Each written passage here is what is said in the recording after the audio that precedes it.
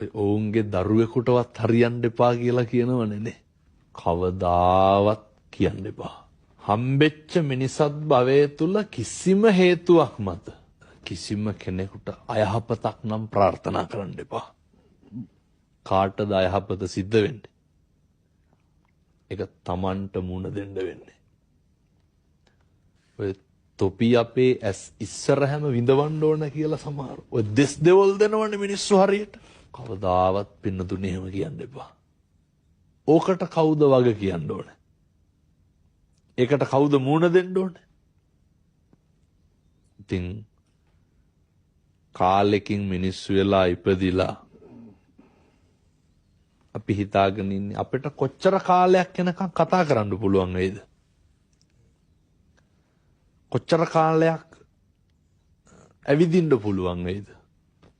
මේවා බොහොම මේ සීමිත කාලයකට තියෙන්නේ. මේ ඉන්ද්‍රියන් ටික මෙහෙම හොඳට වැඩ කරන්නේ බොහොම පුංචි කාලයයි. මේ පුංචි කාලය තුල මේකෙන් ගත යුතු දේ තියෙනවා. මේ සංසාර විමුක්තිය පිණිසනේ භාග්‍යවතුන් වහන්සේ උගන්වන්නේ. ඉදම් මේ පුඤ්ඤ කම්මං ආසවක්ඛ්‍යා වහං හෝතු සබ්බ දුක්ඛා පමුච්ඡතු.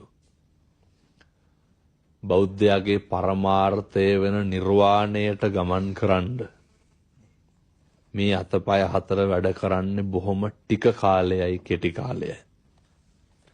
අපි මේ ව්‍යසනය පාඩමක් කරගන්න ඕනේ. මේක හොඳ අත්දැකීමක් කරගන්න ඕනේ.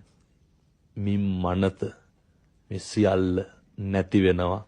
සත්පුරුෂෝ විදිහට ඉන්න ඕනේ කියන එක තදින් අවබෝධ කරගන්න.